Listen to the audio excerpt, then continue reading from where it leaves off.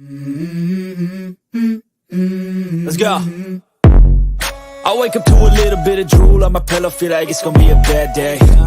Yeah, I'm tired of shit, and the coffee ain't hit yet, damn, ain't that great. I don't wanna go to work, cause my boss is a jerk, and I'm not even that paid. I need a change in my life, cause I don't feel alive, and there's nothing that makes me happy. Hold my beer for a minute, I'm about to quit my job, cash in for a ticket. I'm going on a trip and I don't plan to visit. I'm gonna stay there till I feel like I'm winning, and this is just the beginning. I need a big change, help me feel like living. I need a big swing, home runs I'm hitting, and I'll never look back, moving on till I get it all. And we all got dreams, we all want things, but what you gonna do for it? How you gonna move for it? What you gonna be? And do you believe you can do anything? Then what you gonna do for it? How you gonna move for it? What you gonna be?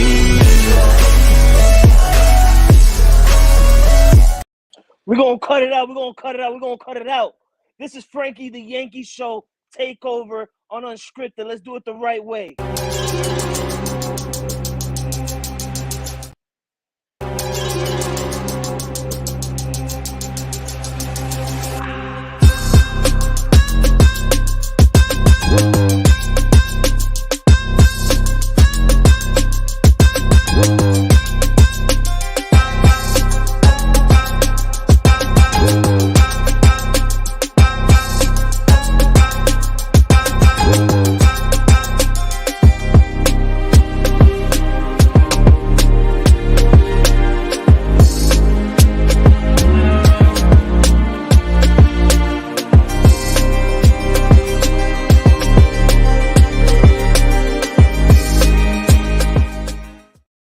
Boom! There it is. Normally we'll do our unscripted shows on Thursday, but right now I'm going to have to take over, and we're going to do Frankie the Yankee Show because it's a special weekend. It's a special weekend. As you can see, Jay, he's fully excited. As you can see me, I'm just here to be here representing my team. It's Yankees versus Astros 4-game set weekend, and we can't be more excited, and we're going to get more into it throughout the show. Guarantee me and Jay gonna have some reaction because our game starts in about 5 minutes or less. But before we do, I just want to throw out and say, my Yankees won yesterday. What? Since when have we won games against the Tampa Bay Rays?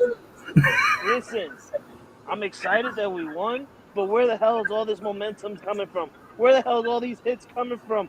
Jay, where the hell are all these runs coming from on the Yankees' part?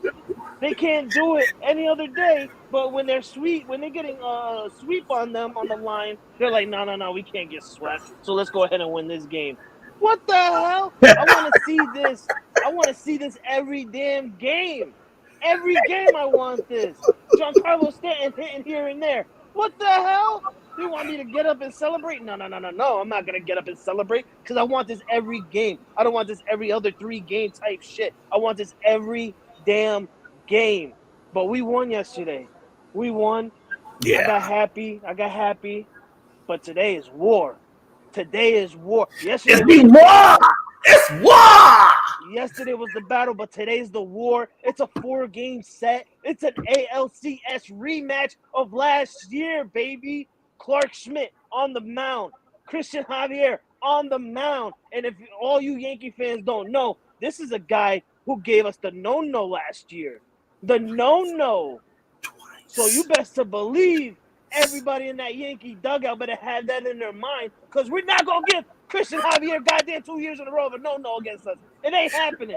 And by the way, when you said the word no-no, you actually have to pluralize it because we gave it to you twice. Javier, twice. Pluralize. No, no's. Not happening. It's not happening. But, as I said, the Yankees won last night against the Tampa Bay Rays. The Houston Astros literally just came out away from Cleveland on a sweep. They actually swept the Cleveland Guardians, and I'm going to let my boy Jay talk more about that. The Yankees take 1 out of 3 with the Rays. They took 1 out of 3 with the Orioles. So right now they're kind of on a 2 out of 5, I think it is, or 2 out of 4, whatever it is, 2 and 4 in the last 6 games. 4-game set right here. This can actually change the momentum of the Yankees if they could somehow, some way either tie this series up 2-2 or at least get 3 out of 4. But Jay, I'm going to be real with you, and I said this earlier to you today. I'll be okay with getting 1 because you know what? At this very moment with this team, with the way my team looks, I will be okay with 1. Avoid a sweep if you can. Avoid the sweep if you can. But please give me at least 3. Please give me 3. Jay don't want to give us 4. I know it's not happening, but if we get 4 out of Houston, Jay's not gonna be happy. Jay, go ahead though. Go ahead. Talk about your Houston Astros and the sweep they gave the Cleveland Guardians before our game starts. You know, it's not often that I hear Frankie where maybe he's either A, had a little bit too much to drink, or, you know, B, is a little delusional on some psychotropics, whatever the case may be. So I'm going to let Frankie have that last little bit of it. But we're going to get into this. First of all, Linda McGrath. Hey, Northeast Streaming Sports, man. Love you guys, man. How you doing out there tonight? Tell Jack I said hello. Hello. Yeah, let's get into a little bit, shall we? Can I just do a little Chas McCormick home run dance? Can I do a little Chas? Can I do a little Jack? Is it okay? Look, if you don't know who Chas McCormick is by now, you clearly are not watching baseball. This dude last night jacks up 2 home runs. The first, okay, let me come back for a minute. Let me set the game up for you. Blanco, he's always a hit or miss kind of guy. And I always get a little nervous when Blanco goes out there because I still haven't got the confidence in him yet. And he goes out, he gives up 2 runs right up off the rip. He's looking kind of shaky. He does bring it back into form about around the 4th, almost to the 4th inning. I think that's when they pull him out. But what I'm trying to say is that the Astros sometimes get themselves in a bind. And they've done it a few times where they've gotten down 2-0. I'm just sitting in my chair and thinking like, here we go again. And then, like typical Astro fashion, Astros are a fighting team. We do not ever give up. And Frankie knows this. We do not ever give up. Chas McCormick comes up in the second. Bam! Knocks it into the Crawford box. Goes down about the 4th inning. Bam! Throws it out to about left center. I'm telling you, look, if you don't know, if you've been following Chas McCormick lately, this dude is just hitting dinger after dinger after dinger. Don't even get me started on Tucker and his 300 batting average. We all know what Tucker's doing over in right field. Don't even get me started on Alvarez, who's now batting 290, and since he's been back, has knocked a couple of dingers. Altuve has come back and knocked his little bloopers in the left, little bloopers in the right. So all I'm trying to say, and Frankie knows this, I'm not even going to talk about Yannier Diaz. And Frankie knows this. At the beginning of the season, I was really, really worried when we traded Vasquez off. And I was like, Frankie, I don't know, man. I don't know. Who's out there that you think that we can get? And we're looking at catchers go left. We're watching catchers go right. We saw Murphy from the A's, who I really kind of wanted up going over to Logan's Braves. And Frankie's like, yo, Jay, y'all ain't signing nobody. Jay, it's looking kind of bleak out there. You're not getting Benintendi. You're not getting your left fielder. You're just looking like, well, Jay, you know what you're looking like. And I said, Frankie, you know what? You're right. But lo and behold, a guy by the name of Yannier Diaz just comes out of nowhere. Dude comes out of nowhere, and he's batting crazy. Like, go look at his average. Go look at what he's doing. He went 2 for 4, I believe, last night. The dude is consistently getting base knocks, and he's calling a good game. And Maldonado is really teaching him how to call a good game. And if this dude can get on Maldonado's wavelength in terms of how he analyzes the game, if Yannier Diaz can analyze the game and get his pitchers in sync with each other, this dude is going to be a bad brother come to town. And Frankie, I ain't gonna lie to you, man. I was a little nervous about my bullpen. Frankie, you know, man, look, Montero hasn't been looking good. Presley wasn't looking good. For a long time, Montero has since brought his batting average or his ERA down. I think he's almost into the 5s at this point. Last time I think we spoke, he was in the 6s. At the time before that, he was in the 7s. 7s! Like, Montero has never been in the 7s. This is a guy who was pitching in both of the no-hitters as a setup guy for Presley coming off of Javier. So this is not Montero. That Montero that I know and the Presley that I know. These guys, but Framber Valdez just pitched, one batter, 1 ball away from a perfect game the other night against the Guardians. And Framber Valdez has been up and down, left and right. The guy looks like he's got Cy Young material, and then he goes out there the next night, and you're like, okay, Framber, what happened? Where did you go? Where was the Framber from last night? Frankie, I think that was some of your pitchers or even some of your hitters. You're like, bruh, last night you're doing this, tonight you're doing this. You're all over the place. Can I just get some consistency? And that's the thing that the Astros are finally, after the All-Star break, are starting to get, which is consistency. We have not had consistency across the board, whether it be on the hitting side or the pitching side. We've always had good fielding, though. Our fielding has been on point, but our pitching and our hitting have never almost always been in sync. But I think now you're starting to see that. I don't want to interrupt you real quick. The game just started. Clark Smith on the mound. First batter, Jose Altuve. With one pitch in, Jose Altuve goes ahead and he gets a base hit. Runner on first base for the Astros. Jeremy Pena now on the batter box with a 1-0 right now. 1 ball, 0 strikes. I'll keep you updated, but keep going, Jay.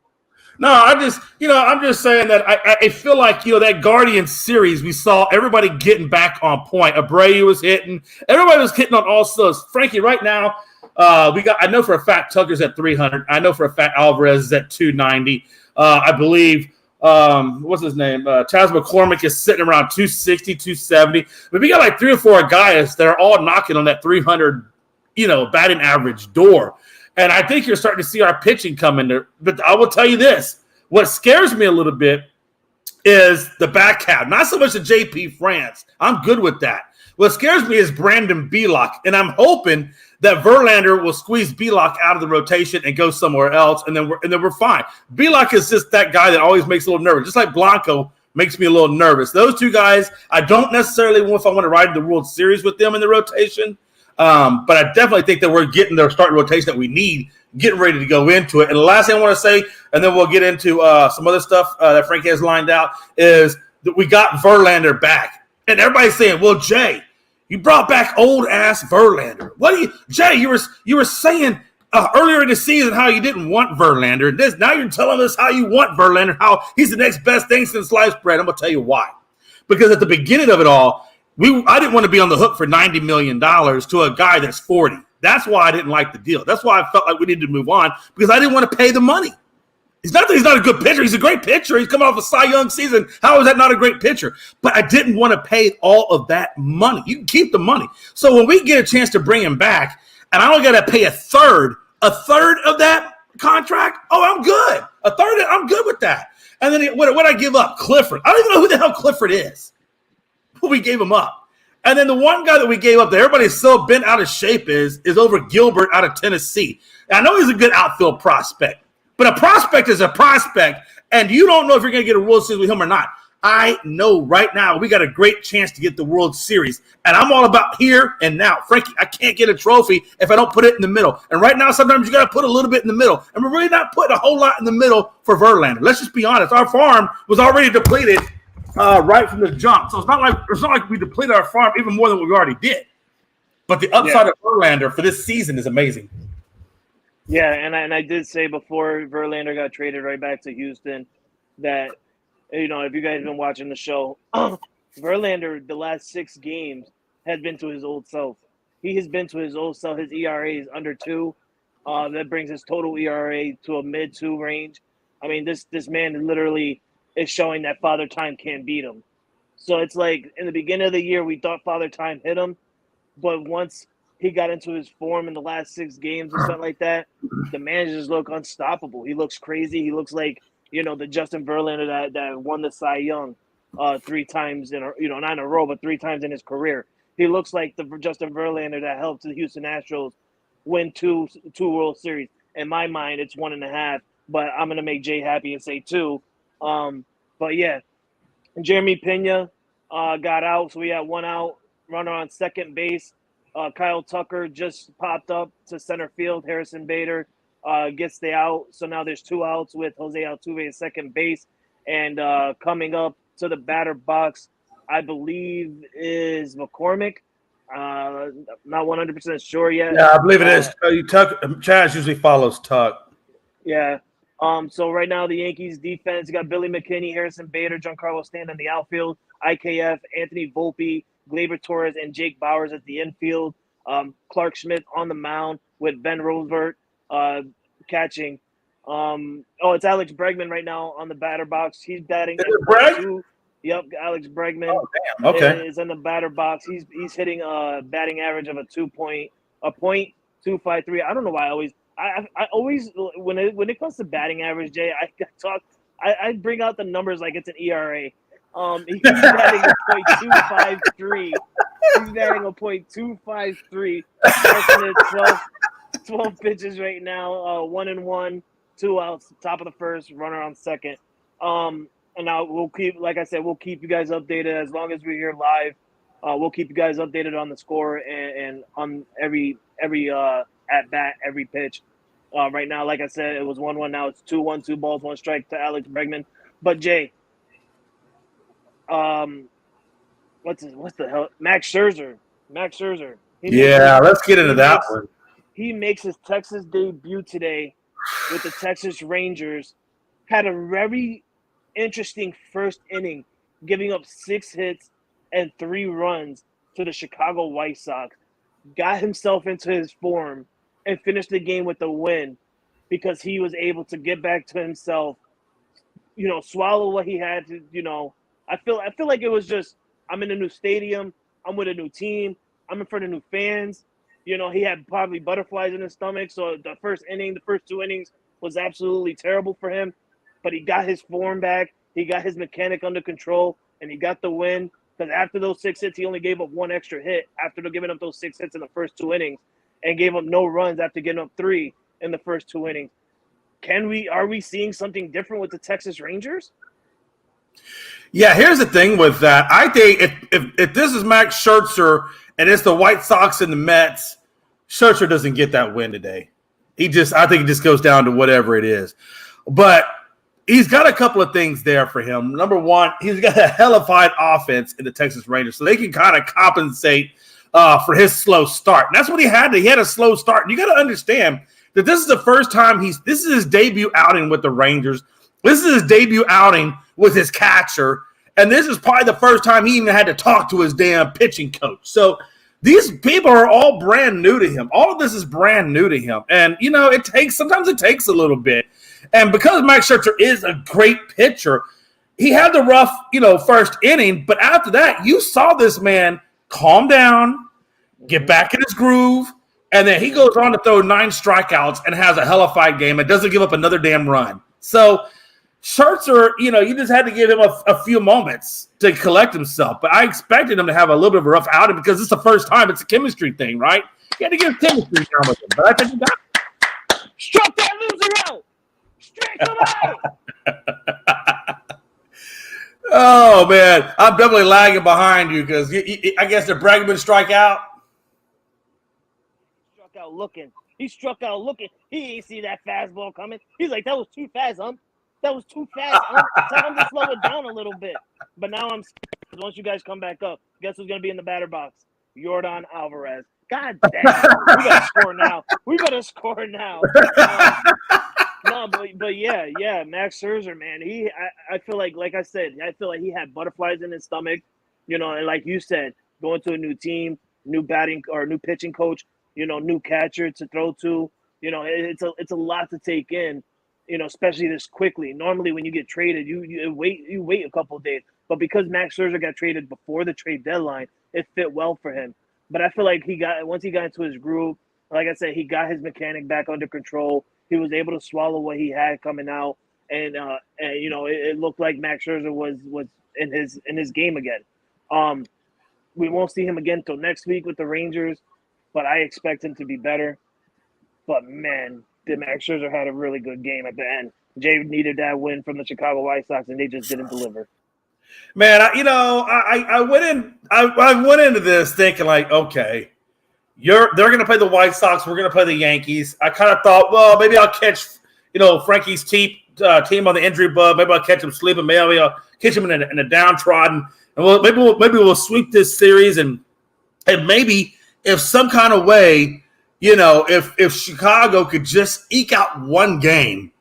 But the more I watch the Rangers play and the more I watch the White Sox play each other, the more I realize, Rangers are going to sweep the White Sox. So the only way I can come out of this because next I think we got Baltimore right after you, Frankie. I got to play Baltimore.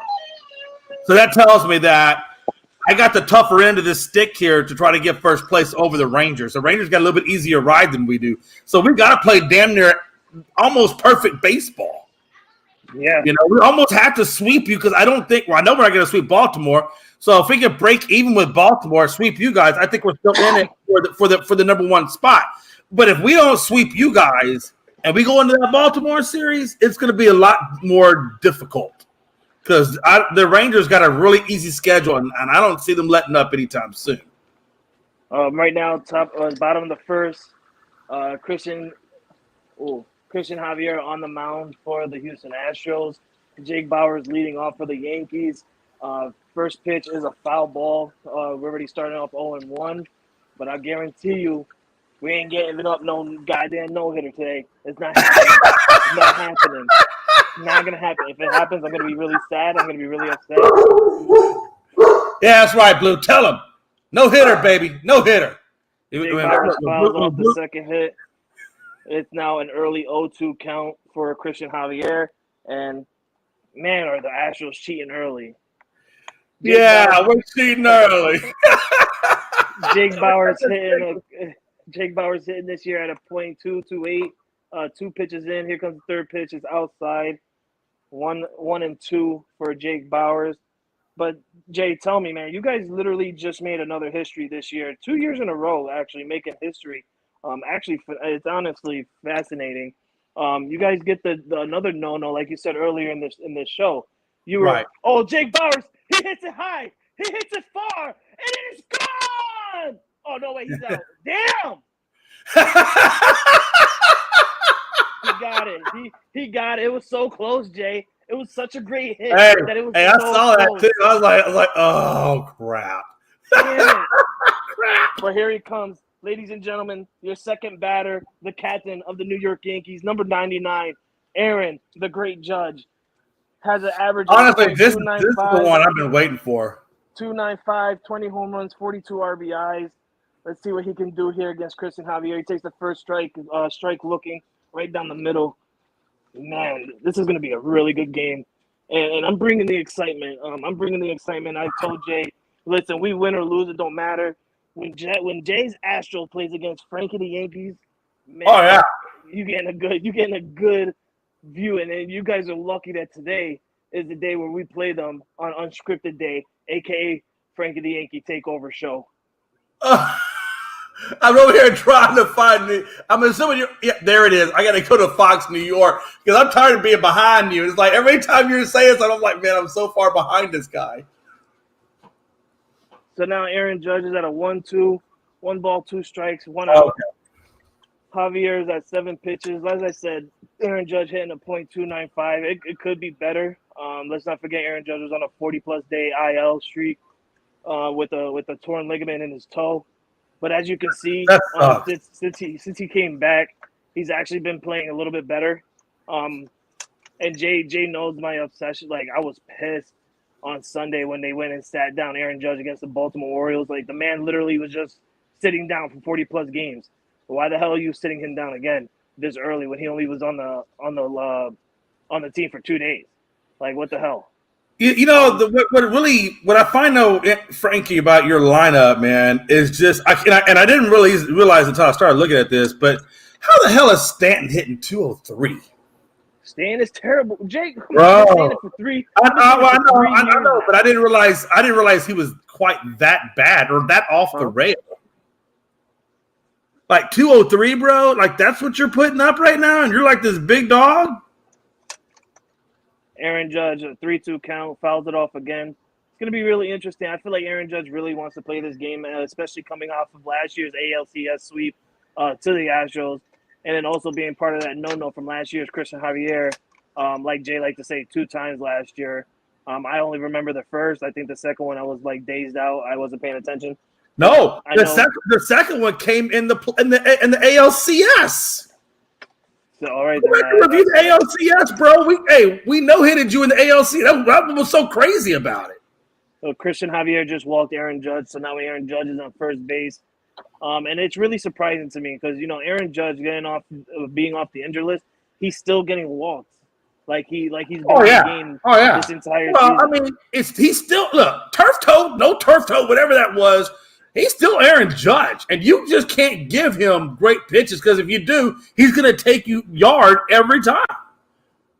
So you got to give him crap pitches. Maybe his chase rate will swing after it, and maybe you'll get the strikeout, or you put him on base and you pitch to the next guy. I mean, I'm not. If I'm the pitcher, I'm not giving him anything good, Frankie. There's no way in hell. I'm gonna keep that ball low and away, maybe even low and inside, but I'm not gonna go upstairs with him. I'm damn sure I'm gonna go down the middle with him. Now on the batter box, you got Gleyber Torres, who's actually been having a phenomenal season this year. Before going to Baltimore, he was actually on a 15-game hitting streak. That streak snapped in Baltimore, but he continued to find his way to get hits after that streak came done. Christian Javier pitches. Now it's a 2-1 count to Gleyber Torres, who is hitting a .260 right now on the year. And I'm glad that they just brought up Anthony Rizzo. For those of you who don't know, some breaking news before the game started. I don't know why I didn't bring this up. Anthony Rizzo has been put back on the IL, and it was really a head scratcher for me because when I seen the lineup earlier today, a strike had just been thrown to Gleyber Torres, 2-2 count. When I seen the lineup today, Jay, me and you together, like it was like a head scratcher because I quickly said 2 days in a row that Rizzo's not in the lineup, and you also said, Right. yeah, like I haven't seen Rizzo in the lineup as well. It came to a conclusion that Anthony Rizzo is still dealing with a type of concussion issue. He still has I had it handed to him from the Fernando Tatis injury when Fernando Tatis tried to steal a base and came back and actually got out and hit Anthony Rizzo, almost breaking his neck. So he's still in a concussion type situation right now, and I feel like that's why his hitting average was down. But why did it take this long for the Yankees to finally pull the plug and say, listen, we got to put you back on the IL? We can see that you still have a concussion. Why did it take this long? I do not know. This is what pisses me off with Aaron Boone and Brian Cashman and stuff like that. Because if you would have just sat him down since the beginning, he could be healthy for this game right now. There's no telling how long he's been really dealing with this concussion, which obviously would explain a lot of things, because when your head's not right, how are you going to hit the damn ball? How are you going to field the ball if your head's not right? Exactly, and it's really confusing. So with Anthony Rizzo being on the IL, they call up Oswaldo Cabrera coming back up from the AAA. This is about his fourth time this year. This year alone, his fourth time getting called back up from AAA. And with Gleyber Torres hits it high to left field, and he is out. Aaron Judge stays on first base. 2 outs now in the bottom of the first. Still no hits for the Yankees. This is really sad. They better get a hit on Christian Javier. I'm telling you right now, I'm going to lose it. But they call up Oswaldo Cabrera. Then news broke out yesterday that Domingo Germán is going on special treatment. He's been with some alcohol abuse situation. So he's going out getting some help, looking for some help. So he's not going to be returning to the Yankees this year. That actually fills in the spot for this guy Middleton that we just got, Kenyon Middleton from the Chicago White Sox via trade. He's going to be in the bullpen. Jay, man, what the hell? I don't know what Germán said, but whatever Germán was doing in that clubhouse, I can only imagine. It must have been really freaking bad.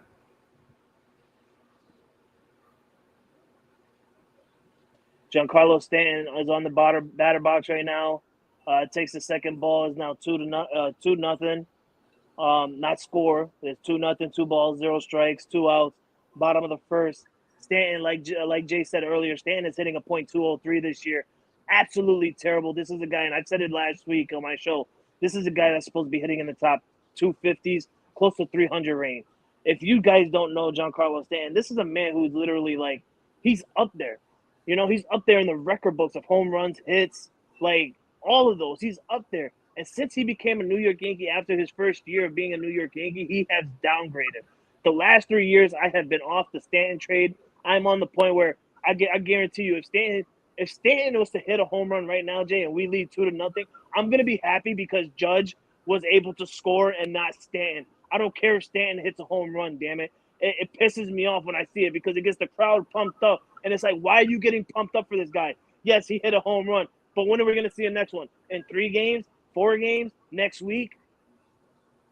Yeah, I don't understand what's going on when a team or when a player comes from another team and puts on the pinstripes. I don't know if it's the atmosphere, the pressure, or it's something that gets to him. But it just seems like, when you look at, Gallo, when you looked at Josh Donaldson, like you said, Stanton, and a few other guys, it's something when they put that damn uniform on that they don't play like they were playing before they got there.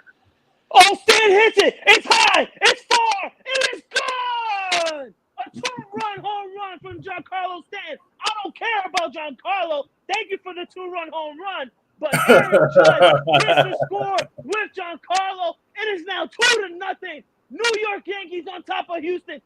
Get that fucking no-hit out of here, baby. Oh, man. Oh, man. Ole, ole, ole, ole. Ole, ole. It's like bottom of the first. Let's calm down a little bit. Damn. No. I'm that's okay, because when we come back and beat you, I'm going to be all over it, so it's all good. Exactly.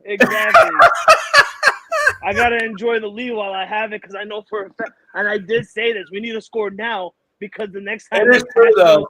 Next time the Astros are batting, guess who's coming up?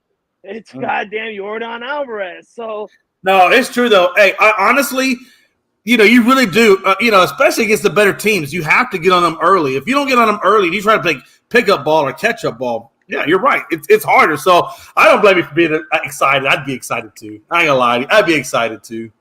Giancarlo Stanton just hit his 9th. He just hit his 9th home run in the last 20 games. You see, 9 home runs in 20 games. This is what I don't understand. Is he has such a low batting average that it's like all he's doing, Jay, is hitting home runs. And that batting average is not going nowhere because all you're doing is hitting home runs. If you can get base hits, you will be better. Oh, yeah. Your average will be better. Stop focusing on getting the home runs. 9 home runs in 20 games, yes, that's good.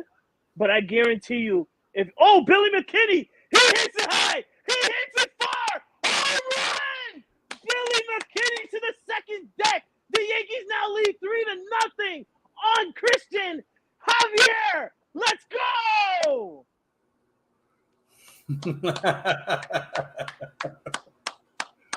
Gotta love it. You gotta love it. You gotta love it. And we're doing it here live in front of you fans. You get to see Jay with the sadness on his face that my white boy, Billy, the great McKinney, hits another home run, a solo home run to the second deck. The Yankees now lead 3-0 with 2 outs here in the bottom of the first. Let's go, Yankees. Hey, man, I'm going to give you your props, man. Hey, it is what it is, man. And I told you, man, Javier – it's like Framber Valdez, man. They've had an up and down year. Our pitching has had an up and down year, and I'm just looking for that consistency. And it's been hard to get that consistency. John Stokes, you're gonna hear my mouth all night, brother. You're gonna hear. If there's one thing you don't know about me, when it's a Houston Astros versus Yankee game, you're gonna hear my mouth all damn night long, baby. Hey, but when we come back, it'd be crazy. That's what my mouth. Yeah, when they come back, that's when my mouth is quiet. Be I don't say nothing. Like, now on the batter box. Oh my God, Christian Javier has pitched 30. He's already at 30 pitches, and it's just the first inning. Yeah. 30 pitches in the. Like I said, man. Hey, sometimes he comes out, and sometimes Javi. I don't know, man. He's just having a weird year right now. I do that they're gonna have to start looking at him and being like, okay, at what point do we just pull this guy and be like, okay, this is just not your night, Javi.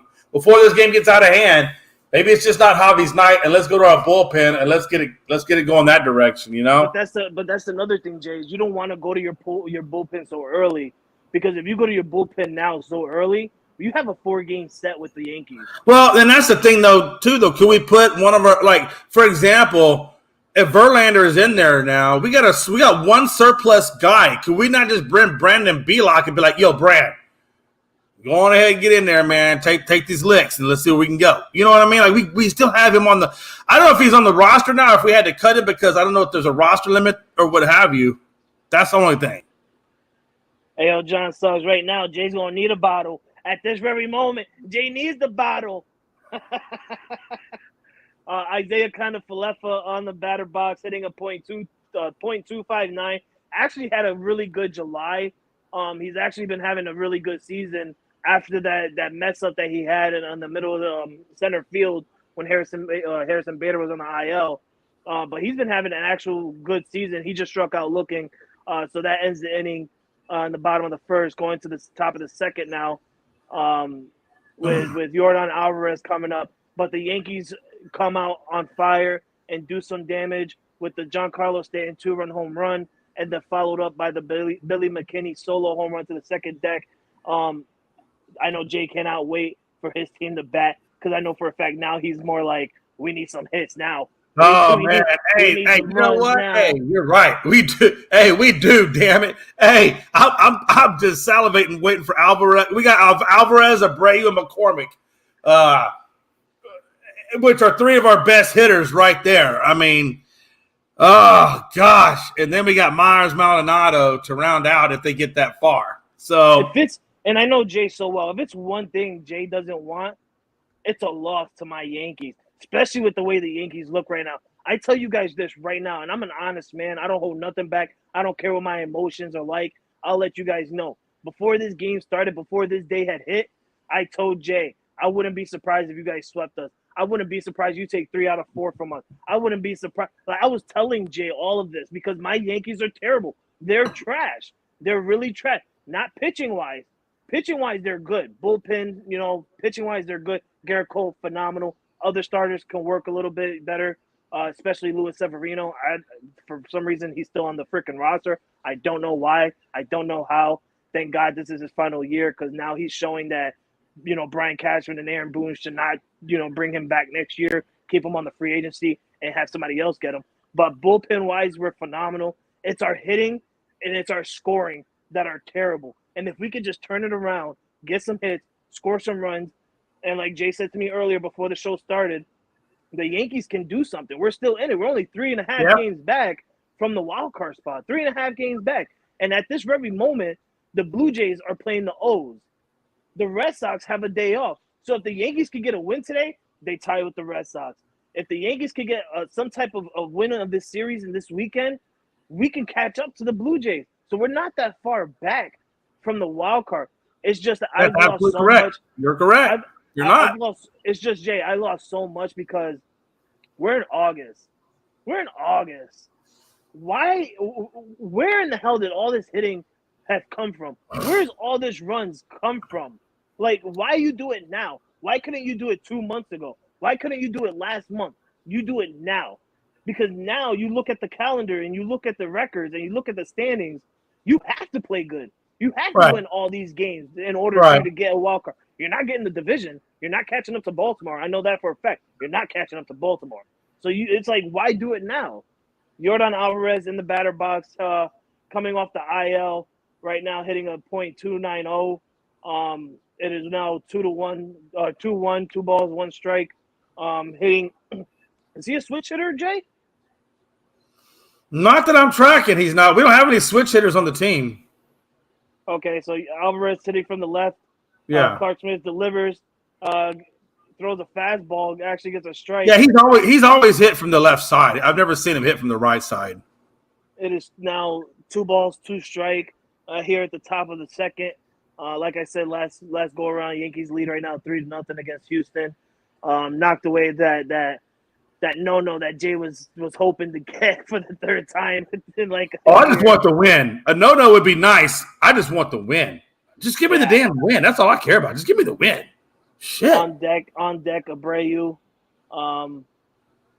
God, man. God. They're showing the ALDS from last year, where Yordan. It looks like Alvarez did get on first. Looks like he got walked. Yeah, he's probably gonna walk. No, he walked. I'm watching. Man, for some reason, I swear, man, my TV is so slow, but my internet is quick as hell. So Apparently, though, I see he walked. So now it's going to come down to what does Abreu do? Yep. Alvarez walks the first. Abreu's coming up. This is Clark. Bro, and I don't even care if Abreu gets a home run. I just want him to get it. I just want him to get it on base. If a double, a single, whatever, a walk. Oh, I'll take a walk. And then let Chas McCormick come up and do what Chas does, baby. Let's go. Let's get back in this game. Damn. First pitch to Abreu is a ball. He's hitting a .241 for the Astros. His first 54 games, 8 extra base hits, 1 home run, an OPS of 535. Since then, is downgraded.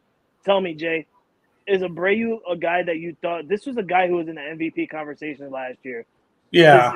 What happened with Abreu this year? Is it like I think so. I think a lot of things happen. I think number one, he's a year older. I think number two, he's in a different league, or excuse me, not a different league, a different team. And then, he just came off to a slow start for what actually is in a different league because he came from the National League. So yeah, he's with a different team. So or a different league, whatever. It doesn't really matter. I think he's just, for whatever reason, he got off to a slow start. And I don't understand why. He's starting to heat up now. Now he's starting to heat up, which is fine. Look, if you're going to get off to a slow start, do it before the All-Star break. Don't do it after the All-Star break. For the love of goodness, don't do it after. If you're going to come on slow at the beginning, and then let's heat up and get ready for October. Because look, hey, Frankie, we are in the last third of the season. The last third, we are in the stretch run for the playoffs. We are currently in the stretch. So you better be heating up in the stretch. You better be doing those things in the stretch. Because if you're not doing it now, by the time you get to the playoffs, you're not going to do it in the playoffs either. Yeah, and it is true. And it is true. And sometimes we do see that people heat up now. Abreu hits it right down the middle for a single. Jordan Alvarez goes to second. Abreu in first. So 2 men on, no outs here in the top of the second. Runner on first and second. Here comes Chad McCormick to the box. Can Clark Smith force a double play here? I do see a double play happening. I do. I honestly do. Come on, Chaz. Do the dance. Hit the home run and do the dance, baby. God. I'll tell you what now. If he does that dance, I'm going to go in there and get some of that fresh guacamole. And if it's one thing you can do at Yankee Stadium is hit home runs. He's third right now in the AL on OPS, hitting a 1.044. That's actually good. First pitch call a strike. Chas McCormick just looking straight down at it. But man, what a start to this game. I'm so excited. I'm hoping that we force a double play here. Here comes the second pitch, and it's wild out. A wild pitch. Runners advance to second and third. Oh, sucky. Let's go.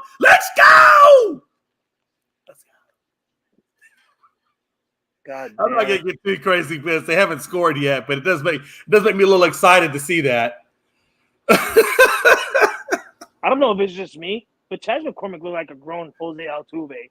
He looks like you know what? I thought the same thing too. I was like, they kind of resemble each other a little bit. Like he could be his brother or something,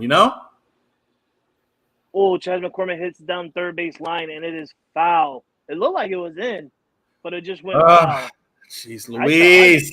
I honestly thought that was in. It looked like it bounced over the third base, but the umpire at third base called it foul. I swear to you, the Yankees are not paying these umpires. So since June 1st, hey, Frankie, since June 1st, Chas McCormick has hit 331 since June 1st. Clark Smith just struck out. Chas McCormick, his third strikeout of the day. One out. Runners at second and third. So now we got, I believe it should be Myers, Jake Myers. Jake Myers, a center fielder, hitting a .232 on the year for the Astros. Bro, at this point, I'll be happy if Myers just gets a base hit, and if we can just get 3-2 and go into the next inning, I'll be okay with that. If we can just get it to 3-2, let's go, man. That's a win right there. Maldonado is on deck behind Myers.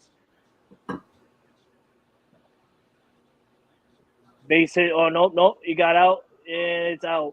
But with that, it's an RBI Yordan Alvarez scored. It is now 3-1. Okay. Abreu stays at second. IKF gets the ball, throws it to Jake Bowers at first base to force the out. So two outs here at the top of the second. 3-1 Yankees. Runner on second, and Maldonado is on the batter box. Brett, I'm gonna take that too. And if Maldy can just get on base and just get a single and make it 3, like I said, if he can just get 3-2, I'll be happy. Even at 3-1, I'll be happy because it shows that they're offensively getting something going. So you know what? I'll take whatever they give, man. The fact as long as we're scoring runs in the inning.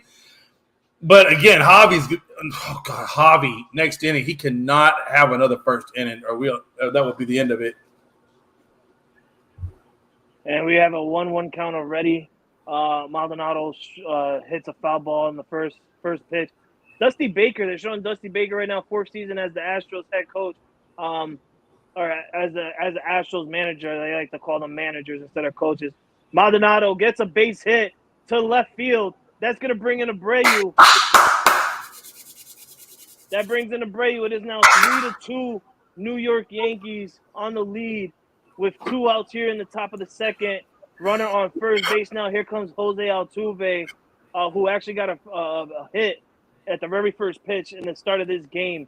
Can Clark Schmidt turn it around right here and control his mechanic? Jose Altuve obviously getting. Can I get some Timmy Trumpet music, please? Can we just get a little Timmy Trumpet going? No, we don't do that here, and we don't do that in Yankee Stadium. Hey, I just need a little Timmy Trumpet. Can I get some Timmy Trumpet right now? I don't care if it is Edwin Diaz. Can I just get some Timmy Trumpet? Come on. First pitch to Jose. He hits it to third base. IKF fields it, and Jose Altuve is out. That's fine. But as Jay wanted and Jay got it, they got 2 runs on 2 hits. Now being down by 1, it is 3-2 going to the bottom of the second. Man, do we have a very good game for you guys here tonight between the Yankees and the Astros. And I know for a fact Jay's not going to love me. Again, he's not going to love me if this team, my team wins. And, I understand it's just the first game of 4-game set. But when a team can win the first game of a series, that says a lot. It says a lot. Because especially when you have someone like Christian Javier on the mound. Oh, I get it.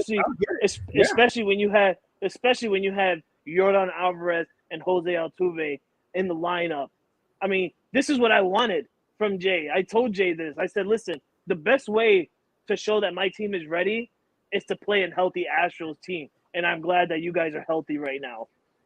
Yeah, absolutely. The only other thing I wish right now, honestly, is that Urquidy was healthy, and I wish that Brantley was back on the field just to give us that other contact hitter. But, you can't cry over spilt milk. So the team that I have, the team that we're putting on the field is a quality team. So, you can't make excuses at this point. When you have a quality team out there, you got a quality team out there. And like I said, Frankie, you know this, man. We always play each other hard. Yankees, Astros, we always gear up for each other. No matter what, we always gear up for each other. And it's good. I never thought I would be saying I have a rivalry with New York Yankees, but I got a rivalry with the New York Yankees apparently. And I like it. And I'm in it. Hey, I'm digging it, man. I'm digging it. What a time to be alive. It's like this rivalry is slowly trying to take over the Boston Red Sox New York Yankees rivalry. I don't think that no other team or no other rivals can happen because I will always hate the Boston Red Sox, and Boston Red Sox fans would always hate us. It's a thing. It's just the Bambino curse. It's a thing. It's just happened since the early 1900s. But you know what, though? But that's always fascinated about you, Frankie, is the fact that you can hate Boston in one sense and then love Boston in another sense. And you know what I'm talking about when I say the Patriots. You're like an anomaly to me. You're an anomaly. It's more like, and I'm going to be real with you, it's more like when I see somebody wearing a Red Sox gear, I hate you. But if I see you wearing Patriots gear, man, or Bruins, because now you're a Bruins fan. Yeah, or Bruins. Yeah, well, I can't get fully into that because I just, got into it. Yes, you can. Because last season, when it was regular season, before we got to the playoffs, you was all about them Bruins. Don't tell me you can't get into it. Because I know you can get into it. Oh, yeah, I was into it. I mean, come on. our first year liking hockey, and my first year liking hockey. What better way to do it than witnessing history? I mean, I would have loved to see more history on winning a Stanley Cup, but hey, I got to witness a great season for the Bruins. Hoping next year will be better for them. Right now, Harrison Bader, our seventh batter, hitting a season high of not a season high. I apologize. Hitting on the season a .260. Right now, it is 1 ball, 2 strikes here at the bottom of the second with no outs. The Yankees leading 3-2. Javier pitching his 39th pitch right now. And Harrison Bader hits it high. He hits it high to left field, and it's not just enough. He gets the out on a pop-up in the left field. Frankie, pull up that comment real quick, that last one. Yeah. Hey, Philly's was this Positive Philly Productions, man. Hey, just shoot a text message or a Facebook message to Unscripted Facebook page. That's probably the best way. Just send a message over to Facebook Unscripted Facebook page, and we'll get back with you. What a time to be alive. Holy cow.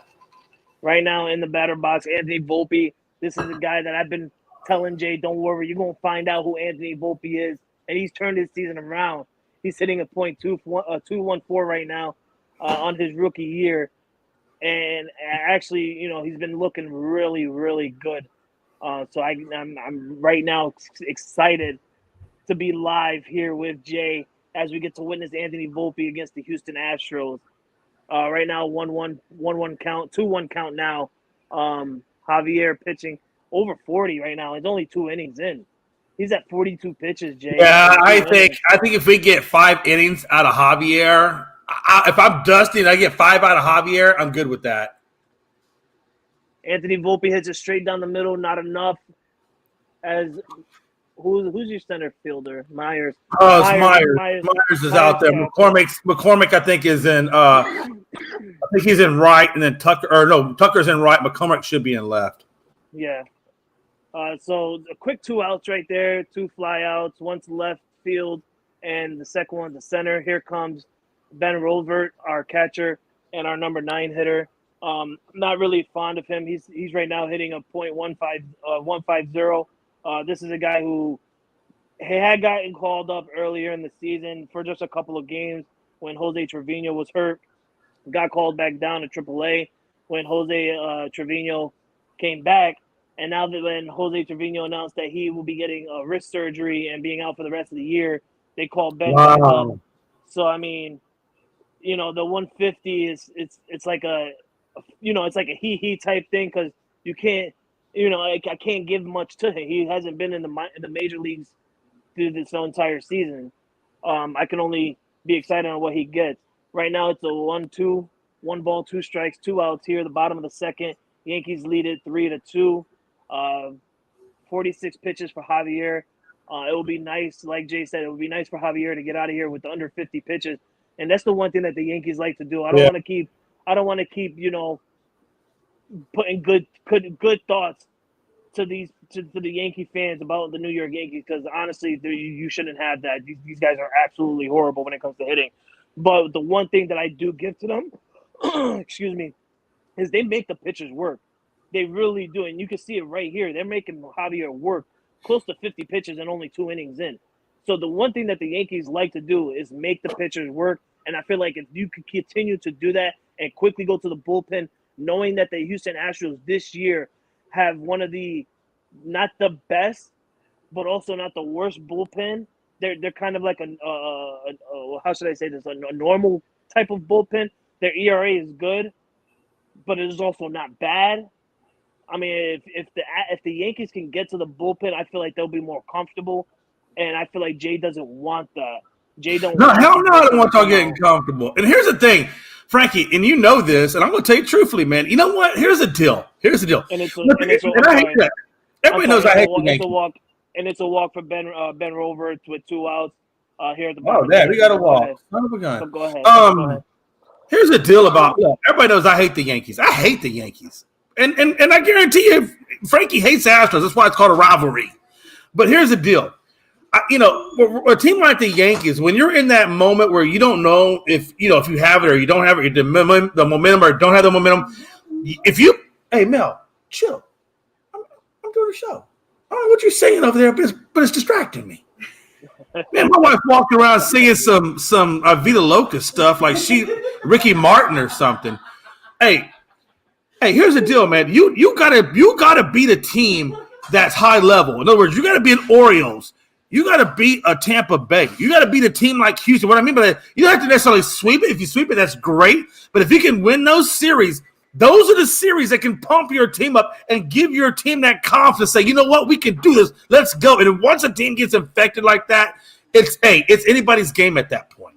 You know what I'm saying? So those are what you got to stack up. You don't need to be playing these crappy teams because playing crappy teams is not going to get you ready for the postseason. When you play these good teams and you beat these good teams in the series, that's what amps up your team, and that's what gives your team confidence that they can go into this and actually do some damage. Yeah, I agree. Jake Bowers pops up, and Kyle Tucker comes in and gets the out within 52 pitches within the first 2 innings for Javier. Astros coming up to bat. I apologize. Astros coming up to bat right now. 3-2 Yankees lead going to the top of the third. Man, who you guys got coming up? Oh, Pena's coming up to lead off. Pena's coming up right now. Then we should be having Pena, Bregman, and Tucker will be. Thank you. It's so weird because I'm not used to Tucker being in this high up in the lineup, and it always messes me up because I'm always used to having, Altuve lead it off, Pena, Bregman, and then we get Alvarez. I'm not used to Tucker sliding up, and it messes me up every time. And so but anyway, what time to be alive? Hey, Frankie, you ready for part 2 now? You ready for this inning? I ain't gonna lie to you, man. I'm stoked. After what we did last inning and what you guys did the first inning, it's gonna be a good game. I think it's gonna be a good series. Honestly, I'm just waiting for Verlander, and I hope, and I don't know if this is gonna happen, Frankie. I don't think it's in the stars, but I would love to see Verlander go up against Cole. Yeah, I would. Like, too, honestly, I would too. But we're not gonna get it because Garrett Cole went and pitched yesterday. Yeah, and that's what I'm saying. You're right. We won't. Well, I don't know. Garrett Cole pitches what, once every 3 or once every 4, right? Yeah, once every 4. Or we could see him at the last game of the season. I mean, the last game of the series, though. I don't know if Dusty's going to put Verlander at the end of the series just to match up against Cole, but I think we should see Cole at the end of the series, wouldn't we? No. Because he pitched last night, you won't see Cole this series. Tonight we have Clark Schmidt on the mound. Tomorrow we'll have Luis Severino on the mound. Nestor Cortez is coming back from the IL. He'll be on the mound on Saturday, and followed up with Carlos Rodon on Sunday. Will be on the mound. Wow, you're right. We won't get Cole back. Damn. No, but we are going to Houston. I think it's sometime in September. Yeah, you do go to Houston in September. Cole. Hopefully you see Garrett Cole in September. Jeremy Pena, ground ball to shortstop. Anthony Volpe for the first out. Here's Kyle Tucker. Oh, so we got it backwards. It's Kyle Tucker, and then it's Alex Bregman.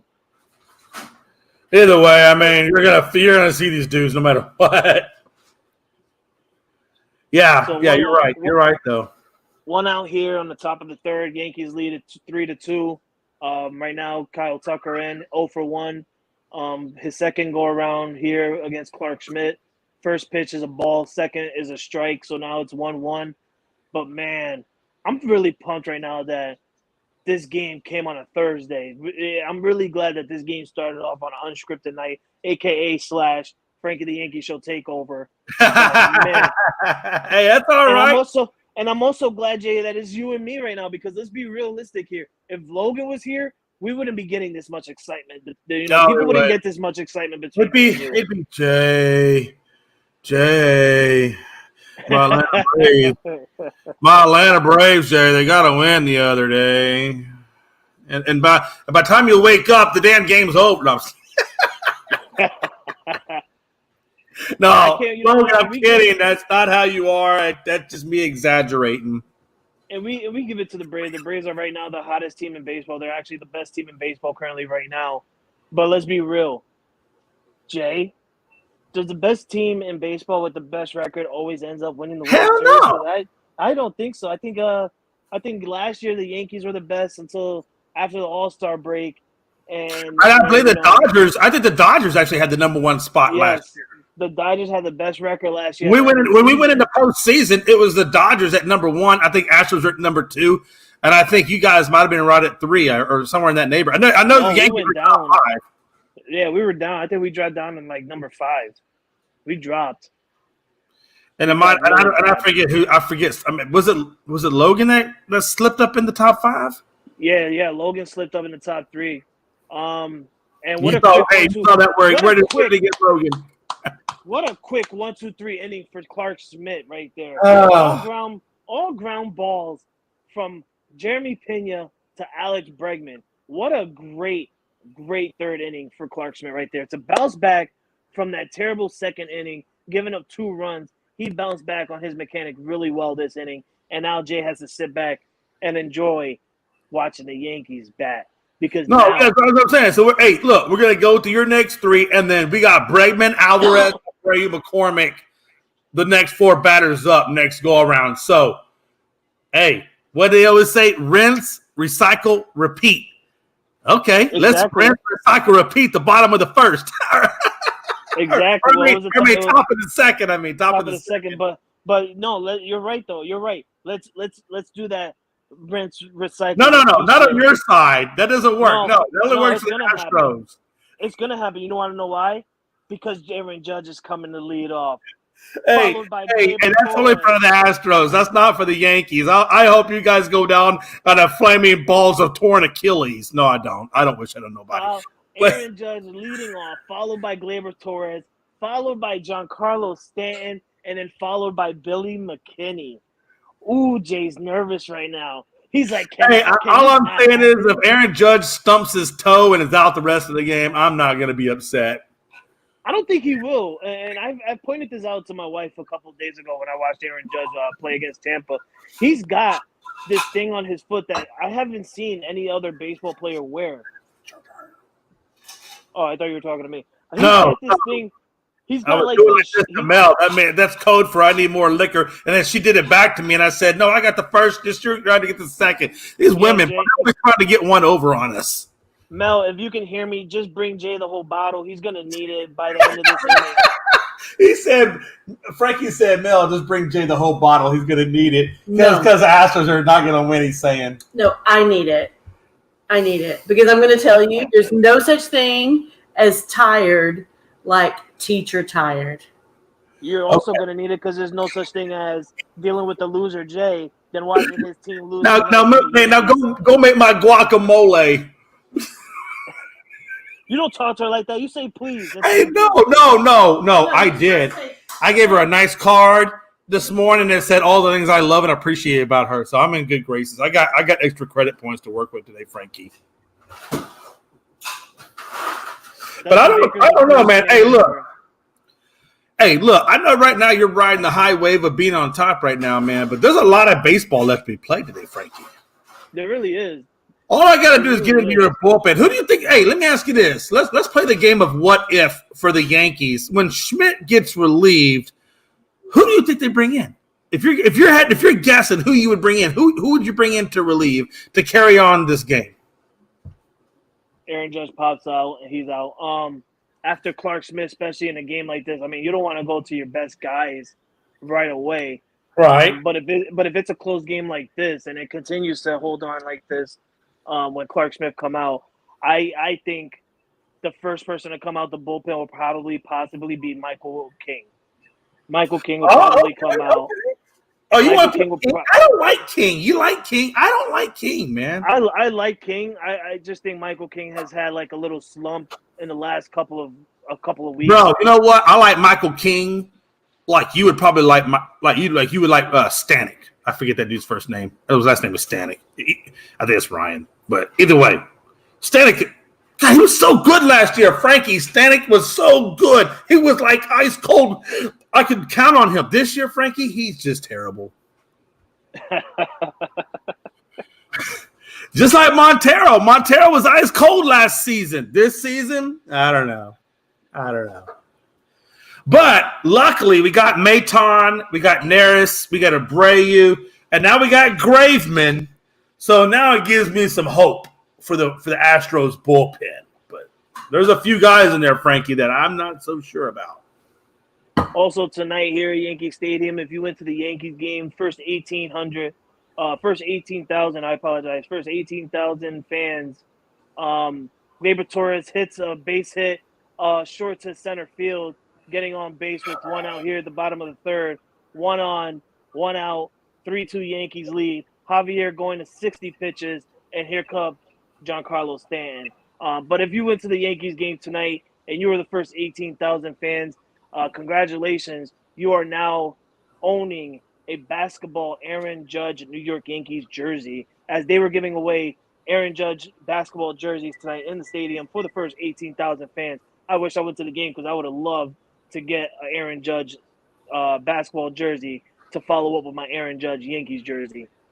Hey, that wouldn't be bad either, honestly. Not a bad idea. Giancarlo Stanton swings at the first pitch, and it's popped back foul. Right now, with 0 balls. Man, I thought he might have caught that. I was hoping he would be able to catch that, but it hit off the netting. Oh man, you don't want if Stan hits another home run here, I might have to. Honestly, I might have to change my theory on Giancarlo. I really no, am. you're not. You're not gonna change it like that. You know what? You're right. I'm probably not. But no, you're not gonna go all the way. But it does open the door for possibilities. Yes. I'm not open the door just yet. I'll probably be like, behind 20 fans, up close to that door, possibly reaching to the doorknob and twisting it and opening it, maybe, just maybe. but I'm behind 20 people before I try and reach for that door. That's how. Yeah, no, I got you. I got you. I got you. I definitely got you. But it's because the last 2 days, Giancarlo had this chance, right? He had something where he can do something. Yeah. He could have won us the game against Tampa. Look, he just struck out just now. See? You see? So he gets the 1 home run, the 2 home run in the first, and now he's striking out. Like, it's not a consistent thing. Like, I can't stand this man. But sometimes it is hard to get back-to-back home runs in the game. I mean, but I do think what you're saying is not that you need a back-to-back home run. You just need him to get on base. Yeah. So if he gets on base, you're looking at that as like a win-win. Exactly, and that's why his batting average is so low, because he's so forceful with his swings. I'm sorry, I said that wrong. When he's so forceful with his swings, it's like he wants to hit the home run. Stop focusing on the home run, man. We know what you can do.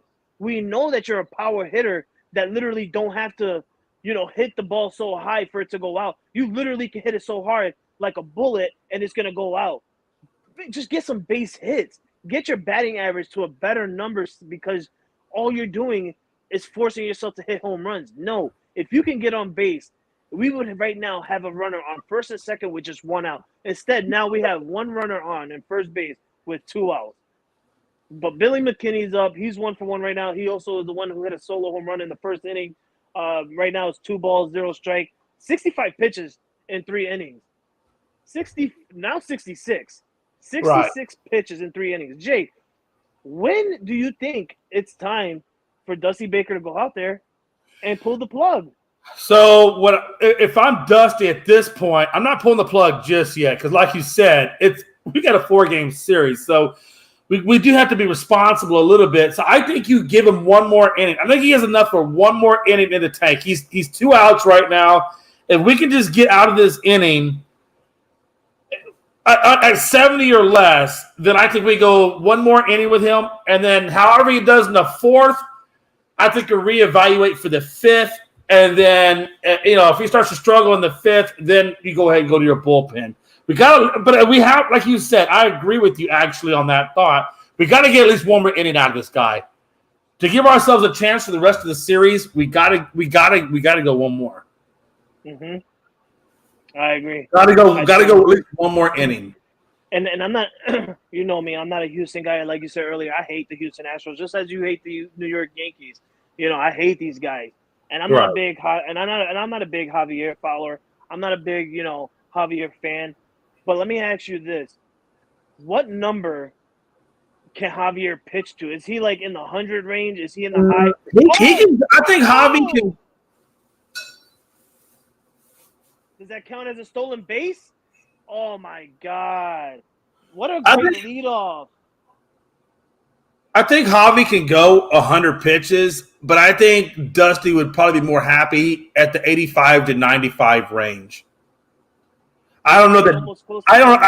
I think the only way Javi would get to the 100 pitch range is if he's looking at a no and his stuff is just on point. Does that make sense?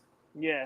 Otherwise, I think we're looking at 70. I think we're looking at 85, 95, depending on his command. If he has good command in the mid 70s, then I think we're looking at 85, 95. That's what I think we're looking at. But if his command stays kind of the way it is right now, I think we get one more inning, maybe an inning and a half, and then it's time to start hitting up the bullpen. And you need to. As you say, you need to. Right now, Javier is pitching at my favorite number. He's at 69 pitches to Billy McKinney, who's right now 2-2, 2 balls, 2 strikes. John Suggs saying around 77 for Javier before you pull the plug and go to the bullpen. Yeah. And again, I'm okay with that. I see what you're talking. If his command, isn't there, then I think 77's got to be it. I don't even know if there's an exact number on that. If his command isn't there at, going into the 5th, I think you got to pull him and you got to go to your reliever. And they're looking at possibly like I said, I don't know if Brandon Belak is on the roster right now because I haven't seen the actual roster since Verlander got added. So I don't know what they did with Brandon Belak. But I think I'd be looking at Brandon Belak for a spot 1 or 2 inning fill in and let's go. Well, Javier got out of the inning there, striking out Billy McKinney with a strikeout looking. Billy McKinney, seeing that Gleyber Torres was trying to run and steal for second, decided not to swing. But Javier literally just got it in there. I can't get mad at it because it was in the box. It's a strike. It counts as a strike. If it was outside the box and he called a strike, you'll be hearing me talking that shit. But since it was, I was about to say, Frankie. Yeah, you can. Come on, let's get it real. You must be talking shit. I'm watching it. If it was outside the box and he called a strike, I would be using it. I would be flipping. But because I know you would. That's Frankie. I've known you for a hot minute now, and I know exactly what's going to trigger you and not trigger you. But as being such a fan, it was in there. It was a strike, and this is why I say, when you see a runner, attempting for one, you have it's 3-1, 3 balls, 2 strikes. I said 3-1, 3-2, 3 right. Full count. When you see the guy running, let him run. But still swing the goddamn bat. If it's foul, it's foul. You have another opportunity. Right. You have another opportunity. Don't just sit there and look because Javier, he's such a good pitcher. He knows where the zone is. He knows what to get it into. So, you have to swing at it. You can't just sit there and look at it, especially when you're up at a full count. It's mind-blowing, man. Swing the goddamn bat. You're not ever going to bunt when you got 2 outs. I get that. But it seems to me that the bunt has become a lost art form. There are a few batters that can still lay down a really good bunt, but is it just me or has the bunt really kind of gone away? It's like a lost art form. Yeah, it has gone away, and not only just like in regular innings, Jay. I even say it to my wife, who's not even a baseball fan. I say it to my wife when it comes to extra innings, and you have a runner on second. That very first batter that comes to the batting box should be a bunt.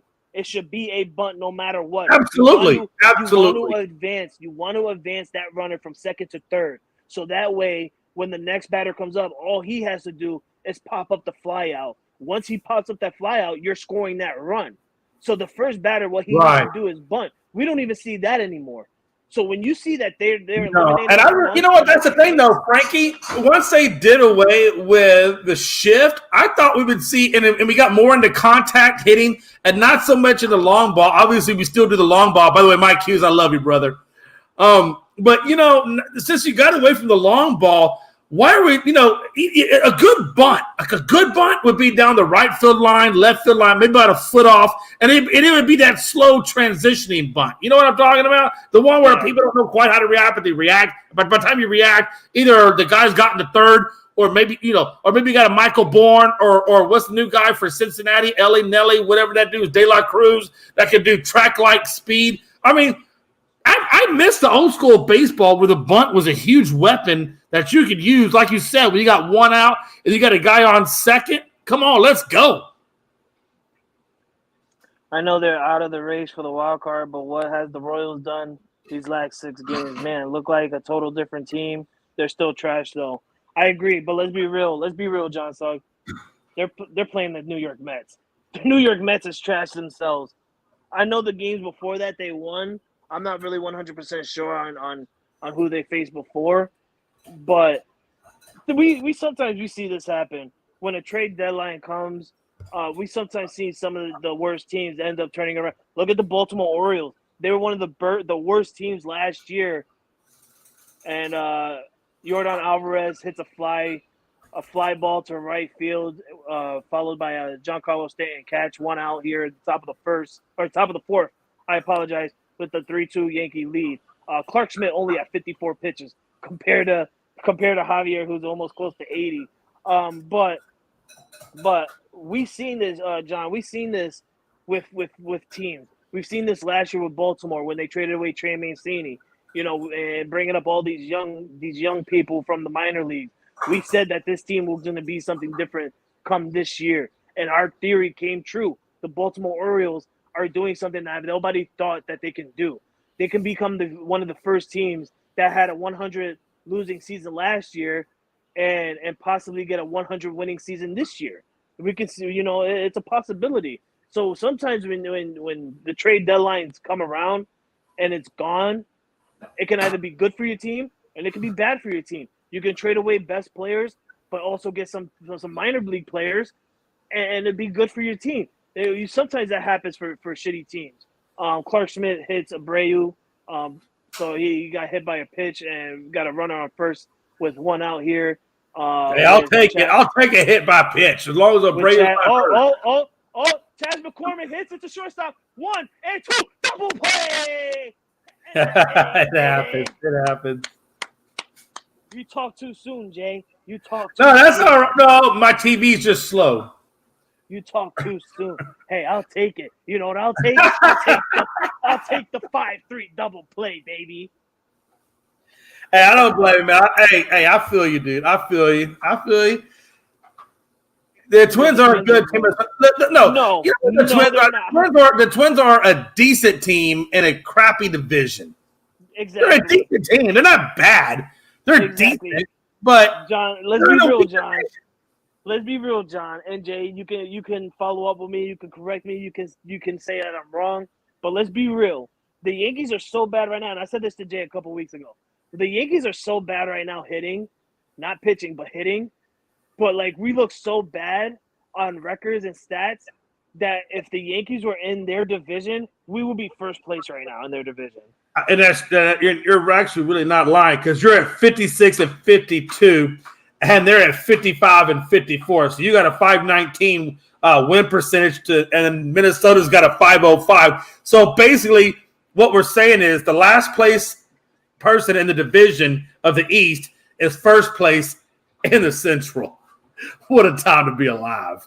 Exactly. To be alive. So I mean, the Twins are good, but they're mediocre good. They're in a trash division to where nobody even counts it. Nobody counts. It's kind of like the Reds division. Nobody cares about it because everybody in that division is trash. You know what? Hey, look, y'all, for a long time, I have taken a lot of heat about how y'all thought the West was the crappiest division in the league, in the American League. But I think now the Central has taken over. Oh, yeah, the Central's took it over. The Central now has that crap. But I'm going to give it up.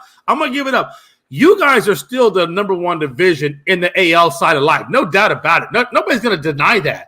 But I will tell you this, we are right behind you. We're not too far behind because we got 2 out of the 5, and you got 3 out of the 5. So it's not like you know what I'm saying?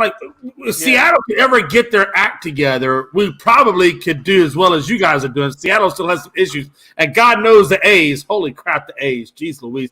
And the Angels. I don't know, man. The Angels are a weird team. It's like they want to be good. They could be good, but yet they never are good. You know what I mean? It's like, I don't know how you root for the Angels because it's such a weird team. Yeah. In one sense, you think they might be able to do something, and then another sense, you're like, okay, nah, they're still Anaheim. And they did make a kind of like I wouldn't say a cannonball splash, maybe like a belly flop splash. In That was where you getting Bali from.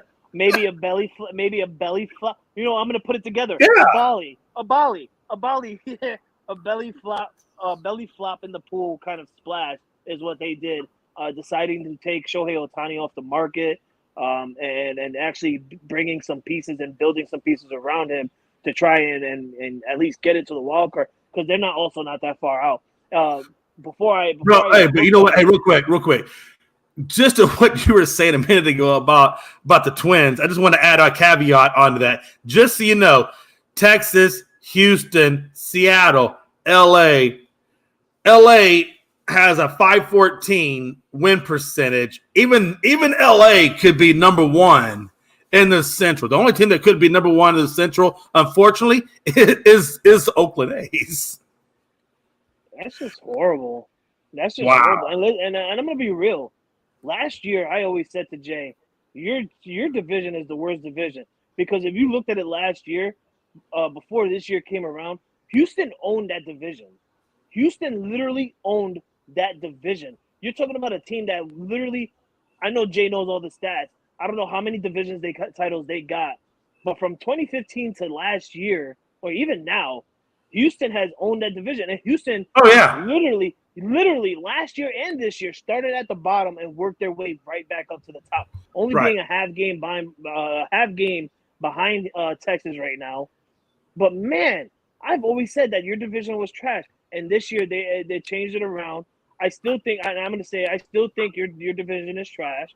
But no, hold on. Before you say that, I want to throw one tidbit of information in there at you. And then after I give you this tidbit of information, I want you then to reassess. I feel like you need to reassess my division, because right now, do you know who you're equal to in terms of record? And I know you don't want to hear this, and you're going to hate me for saying it. Seattle. You're equal to Mickey Delaney right now. You and Mickey Delaney, y'all are like stepsisters or stepbrothers. Stepsisters, how dare you? Okay, but again, your record is the same. So let that sink in for a minute. We may be a trash division, but you're equal to Mickey Delaney at this point. Let that just sink in for a minute. That is true. But you know what's funny about that is we have the same record as Mickey Delaney, yet we beat them in series twice this year. We beat them in the series twice. So if we were in your division, they would still be under us. True. They would still be under us. So I get what you're saying. Yes, I get what you're saying. But at the end of the day, I can't take that away from you. I can't take that away from you. And I'm not going to try to, because that would be wrong. So I'm going to absolutely unequivocally agree with you. But to say, and let's be honest, Frankie, if your only defense is that you're fractional points ahead of them, come on, bro. Come on. I mean, that's what just accept the fact. Hey, look, just accept the fact that you're still equal to Mickey Delaney right now. I get what you're saying, but you're still equal. But and I'm not, and you know what? And if you get to like 600 or 700 in your basis points, and he's at 500 or whatever, then you can make that claim. But right now, Bubba, you still about the same. But and you know, and I agreed with you. I said that before. I said, yeah, you're right. We're tied with them, and I've seen it. We're tied with Seattle. But at the end of the day, what comes down to it? It comes down to matchups in series matchups. That's what it comes. Oh yeah, absolutely. No, I get what you're saying. And if you met Mickey, if you somehow got back into the playoffs, and he got into play, whatever, y'all met each other. I mean, that honestly, I think that'd be a really good series. To be honest with you, I think I can see strengths on both ends. Anthony Volpe walks his second time around. Something about Javier. He gets 2 outs and then he walks a batter. This is his I agree. I totally agree with you. Doing it. And he's already at 83 pitches, so he's already over the mark of what John said. Yeah, you know what? I hate to say it, but at this point, I think Dusty needs to pull him. I think Dusty needs to have his – he should have already had his bullpen warming up, honestly. At this point, Dusty should have had somebody in the bullpen warming up. And I don't think Duck has anybody in the bullpen warming up. And that kind of makes me a little nervous. Ben Roevert right now batting with. You can't even say that guy's name. Don't worry, I can't say his name either. It's a weird name. Let's just say Catcher R. Catcher R is up to bat. Let's go. Batter number 9 R. Batter number 9 is up. Batter number 9 Ben. That's what I'm gonna call him. Batter number 9 Ben. He always bats number 9. Always. I feel like the catcher, and I feel like it's not just with my team. It's also your team too. Our catcher. Bro, I know. You ain't telling me something I don't know. Trust me. Like catcher's always at number 9. So I'm just gonna say batter number 9 Ben. He just hit a fly out over to Kyle Tucker, so that ends the inning for Javier. Now with you guys coming up to bat. Yeah, if Javier comes out next inning, I will be upset because at this point he's way in that range right now. And right now, okay, Dustin, it's time to hit the bullpen, Bubba. It really honestly is because what would you do, Frankie? What would you do at this point? If you're Dusty, what would you do? Hold on, I'm gonna answer this. He says Oakland don't have not one pitcher that's worth a crap. What is Yankees' excuse? But let me tell you this, John. My pitching is way better than Oakland's. My pitching is actually good. So I don't know what kind of baseball you're watching. I don't know if you're just trying to talk shit out of your ass, but clearly you're not knowing what the Yankees are about. Our pitching isn't terrible, and I don't know how many times I got to say this in a season. We got to go through that many. But I don't know how many times I got to say this in a season. But the Yankees' problem is not pitching. The Yankees' problem is hitting. It's hitting.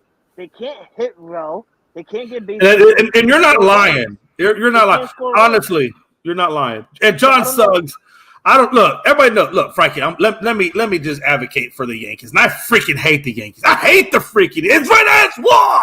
But it's a truth be known. You do have a good ERA.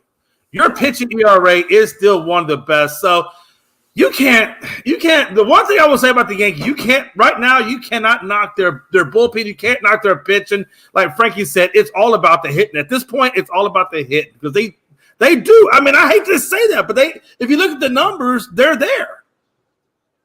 I hate that. I hate to say that about the Yankees.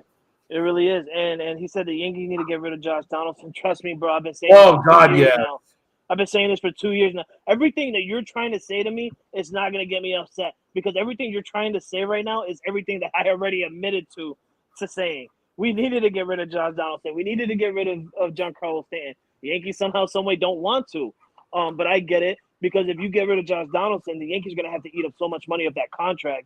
So it might as well just let him ride the bench. He's on the injured list right now, so he's not playing at all, and he's probably not coming back for this season. And I guarantee you, I promise you, Jay, I'm saying it right here, right now at 8:34 p.m. on August 3rd, Josh Donaldson will not be a New York Yankee come next year.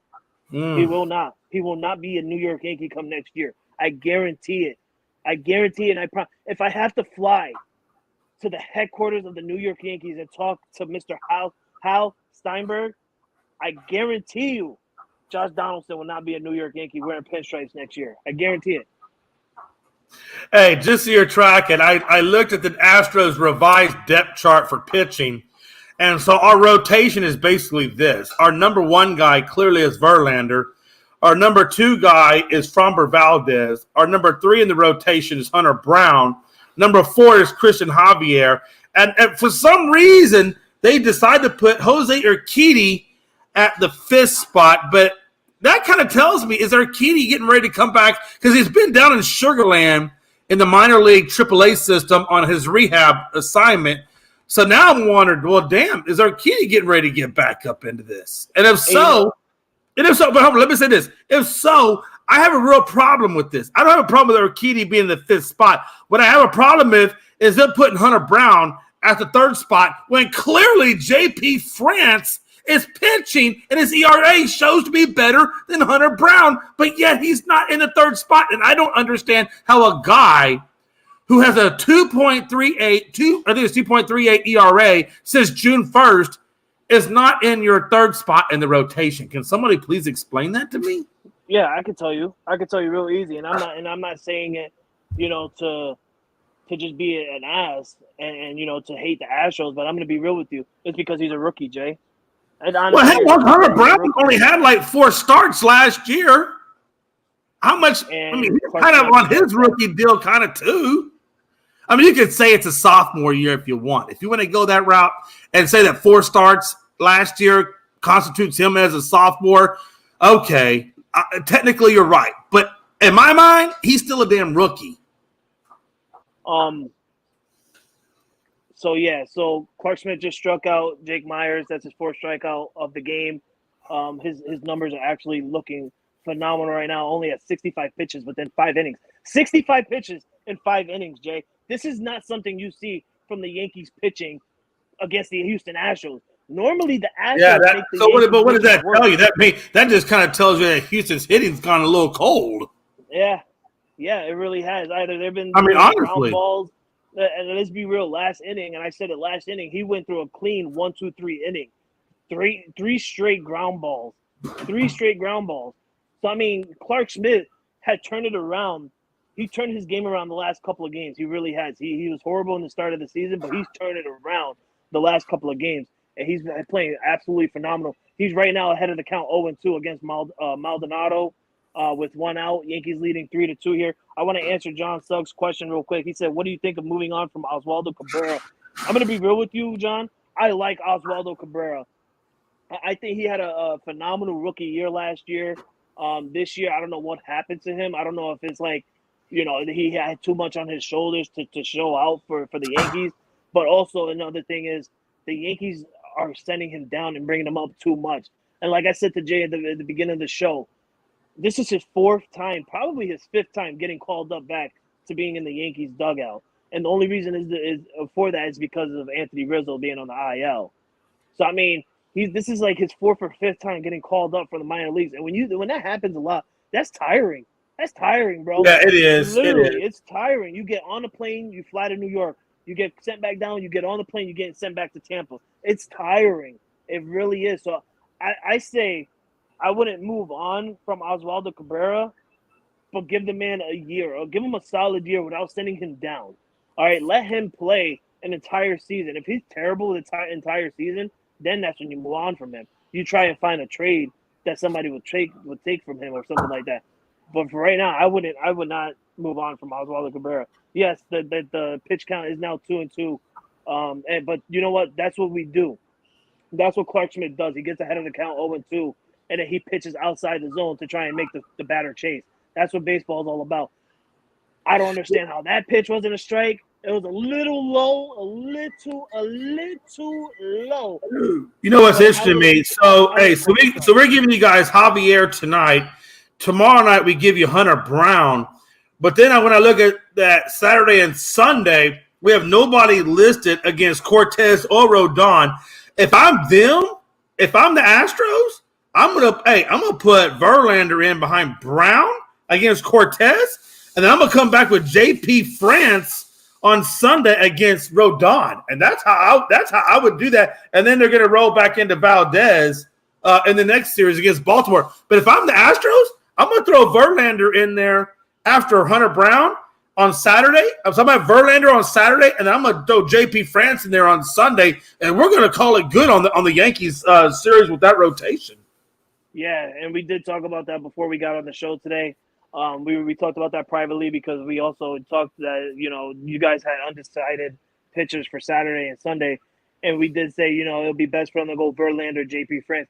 Look, me agreeing with Jay on who they think should pitch against my team, it's mind-blowing to me. But that's the way you should go. Agree. So the fact that we agreed on something, I feel like I want to pin this episode and put it on my wall and be like, this is the episode that I never thought me and Frank would agree on some stuff. Right. No, but and hopefully the Astros will get this win tonight. But if not, then Frank is going to get this and say, yo, Jay, we agreed, but also I got the win. Runner on first base, Maldonado got a hit in between third and short. So he's on first base right now with Jose Altuve up in the batter box.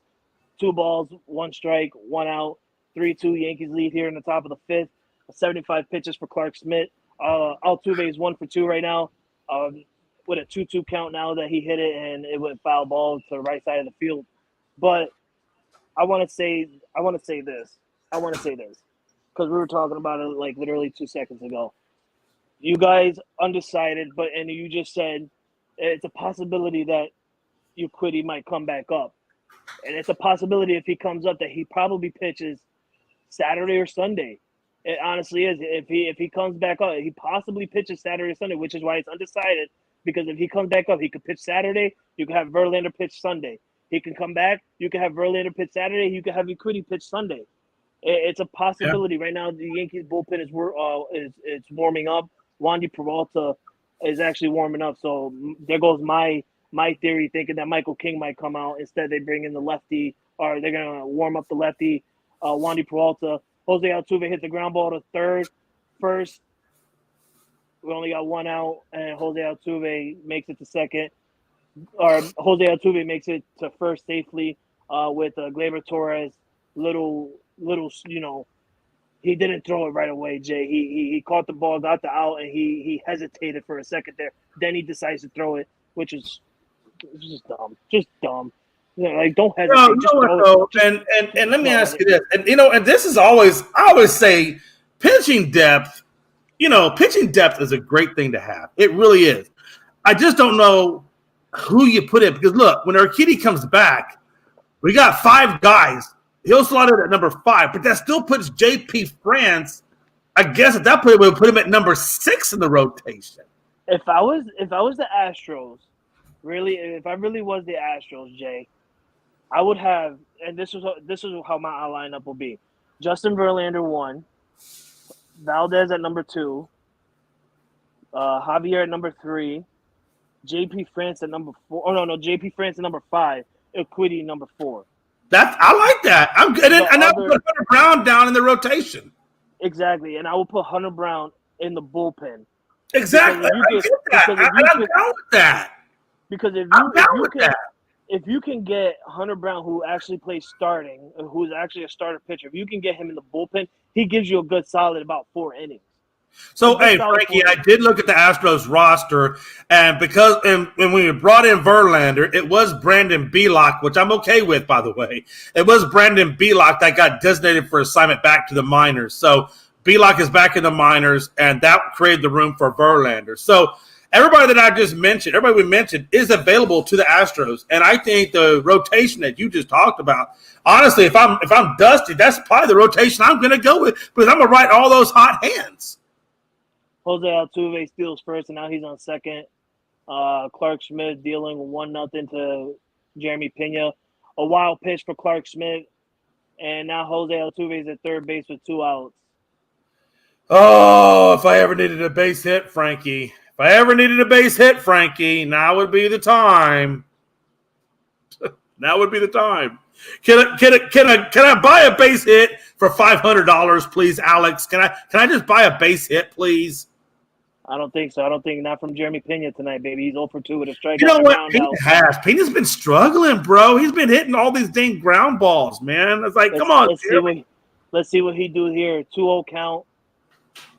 Strike 1 for Jeremy Pena. It's now 2-1 count. Man, what a freaking game. What a game. Bro, this is a game. Like, legit. Like, we're playing tough tonight. Both sides. You know what it is, Jay? It's those big-ass sponsor patches you guys got on the arm. Bro, I don't like that mess. That Oxy thing that they got on the side is stupid. Jeremy Pena hits a ground ball to shortstop and forced out at first by Anthony Volpe. That's 2 times in a row. The rookie, Anthony Volpe, gets out. Oh, don't give Anthony Volpe all that credit. Don't give him that credit. What? That was all Pena messing up. That ain't getting the credit. Come on. Jay. Frankie, come on, Frankie. I'm going to give it to Anthony Volpe. You want to know why I'm going to give it to Anthony Volpe? Yeah, tell me why you're going to give it to him. Because I always said shortstop is the most important position in baseball. But let me ask you this. We're going to differ on that one. But let me ask you this. The only way you say Volpe like that is if that dude does a diving catch, backhanded flip over the – okay, if it's something spectacular, mention this dude's name. Otherwise, it's just, Volpe the third, Volpe the first, Volpe the second. If it's just a ball that goes right to him and he makes a routine play, come on. Come on, Volpe. No, he actually – I know right now you're hyped up. Right now, you're No, hyped up. You're hyped up because you got a 3-2 lead right now. So you're hyped. Everybody is hyped right now. Like your nipples are super sensitive. I'm hyped because we're playing the Astros. That's why I'm hyped. I'm hyped because I'm here live with you on Frankie the Yankee Show discussing and talking about this game. Hey, here's something for you. That's disgusting as hell, Joshua Bailey. Get the hell out of here with that. Get out of here with that. San Francisco Giants. I know we're bad, but I know for a fact we're better than you guys. Hey, throw Joshua Bailey some love, man. He's commenting on the show. But Joshua, man, you know I love you, Bubba. I love you, man, but that San Fran can't I don't care if it happens. Honestly, Josh Bailey, if you get to the World Series and you're facing my Astros, I ain't mad at you. I'm not mad at you. He's not mad at you because he knows for a fact that the San Francisco Giants will never make it to the World Series to play the Astros. That's why he's not mad at you, Josh. That's why he's not mad at you, Joshua Bailey, because he knows for a fact he's being so nice to you because he loves you so much. He wants to go and say, hey, man, if you guys can make it to the World Series and face us, I'm not going to be mad because he knows in his head you guys are never going to go to the World Series and play them. He's being so nice. He's pulling a Logan out of his pocket. That was legit pulling a Logan tonight. I ain't gonna lie. I dipped into the bag of Logan tricks on that one. Jay, Javier is coming out to pitch the fifth inning. Okay. And his first pitch is a ball. 75 miles per hour, by the way. 86 pitch, and his pitch is at 75 miles an hour. So that means he opened up with the changeup or an off speed. Okay. Second pitch, 78 miles per hour, ball. The hell? So it's now 2-0, 2 balls, 0 strikes, no outs. Bottom of the fifth, Yankees lead it 3-2. 87 pitches, now 88. He gets the strike, bumped up to 92 miles an hour right there. But his arm's getting tired. I can tell his arm's getting tired. So he came out with a slider, a knuckle curve, which explains the speed. I get it. Not so much on the slider. I felt the slider should have had a little bit more on it than that. But the knuckle curve, 70s, whatever. And then he goes to the four-seam fastball on the third pitch and gets a strike. So, okay, I get that. Okay. And now what are you going to do? He gets the ground out. Jake Bauers grounded out to first. Javier running to first base to get the out. The bullpen is warming up right now. They've got Graveman on, right-hand pitcher for the Astros. Graveman warming up in the bullpen for the Astros here at the bottom of the fifth. 1 out. Aaron Judge in the batter box. 0 for 1 right now with 1 walk as well. And the first pitch is a strike, 76 mile an hour changeup to Aaron Judge. That's his 90th pitch, ladies and gentlemen. Christian Javier for the Astros. It's got to pull up. Dusty, I know you can't hear me. I know I'm speaking into existence. Maybe you got your phone on, you're watching. Dusty, it's time to pull him, Dusty. Go get him, Dusty. Let's go to the bullpen. God, come on, Dusty. I want to give Joshua some love here. This time. He said we're overachieving, but the Yankees are trash. We are. Joshua, you're not telling me anything that I'm already saying. That's the thing. Is you and John Suggs are trying to come out here and say stuff that I've already said. I've been saying this for months now. That's true. Trash. That's true, though. You have been saying that they're trash for a while now. He called us bunkies. Hey, hold on. You ready for this, Jay? You ready for this? We're bunkies, but guess what? We can be bunkies, but guess what? You still wasn't able to get Aaron Judge away from us. You guys flew him out there. You guys had a meeting with him, and my man still signed a Yankees deal. Who's a bum now? And we took Carlos Rodon from you. Who's a bum now? Off topic. John Suggs wants to. Hey, off topic. John Suggs wants to know if the Patriots are going to sign Zeke over Fournette. Oh man, honestly, I don't want that to happen. John Suggs, I really don't. As a Patriot fan, I don't want that to happen. I like Leonard Fournette. I honestly will try and sign Leonard Fournette. I feel like Zeke is just toxic. I honestly do, and it's not just his bad playing and stuff. I think Zeke is toxic. You've seen it when he was with the Cowboys. He was absolutely phenomenal his first 2 years. The man signed a crazy deal within his third year, and he just disappeared for the Dallas Cowboys. He literally disappeared for the Dallas Cowboys. So I honestly I would rather sign Fournette than Zeke. But then again, I wouldn't be surprised if Bill Belichick go ahead and sign Zeke. I really wouldn't. But then again, if Bill Belichick wanted to sign Ezekiel Elliott, he wouldn't have never left Boston without a contract. So, bro, tell me this. Riddle me this. How? Not to switch up, but we're gonna go back to what we were talking about a minute ago. How the hell is Javier still here at the bottom of the fifth? he's at 98 pitches. At his pitch count, how is he still here at the bottom of the fifth? I don't know if I understand this. Because it's like we said earlier, it's a 4-game set. You're only down by 1 run. You don't want to pull. I mean, I get that. That's good point. Good point. I think that's just me worried that this game's about to get blown open because I think he's going to lose his command. No, it'll get blown open once you guys give us the bullpen. Once you guys give us your bullpen. No. I think our bullpen will be okay. I'm not really worried. I am. I mean, it's the anything can happen, but I feel good about the bullpen right now. I think honestly, if we go to the bullpen, I think Hector Neris comes out. I'm okay with Hector Neris taking over this game right now. He's got a pretty a 1.74 ERA. He's pitching good. Abreu will come in. Stanek hopefully will not jack it up, or maybe Maton will come in. Graveman possibly could come in and set up Presley for the 9th. Hopefully by then we will either tied you or gotten ahead of you. We'll see. But at this point, either way, I think it's time to pull him, Bubba. I think it's time to pull him, and let's get into the next guy before more than a 1-run game. Christian Javier right now in bottom of the 5th inning. It's 2-2 to Gleyber Torres. He's throwing his 102nd pitch. Yeah. Either way, I don't think Javier sees the 6th. Gleyber Torres gets a base hit on first, baby. Let's go. Right over who? Jeremy Pena, baby. Right over Jeremy Pena. If it was Anthony Volpe, he would have caught it, Jay. Nah, don't say that. Oh, and speaking of the Cincinnati Reds, Ellie De La Cruz just hit a home run for the Cincinnati Reds against the Chicago Cubs. It is tied game over there in Chicago and Wrigley Field, 1-1. And they're going to take out Christian Javier here. Dusty Baker taking the ball from Javier after throwing his 102nd pitch within 5 innings. And here comes whoever the hell is coming out of the bullpen. I forgot his name. I just said it a little while ago. That's how you know I'm not a Houston Astros fan. What's his name, Jay? Wait, one more time? What's your bullpen guy name? I just said it a few seconds ago. He was warming up. Oh, you talking about were you talking about Neris, or were you talking about Stanek, Presley, Abreu, Graveman? Graveman's coming in. God, Jay literally went through his whole bullpen. Hey, listen, I 100%. Whether sooner or later, I would hit it.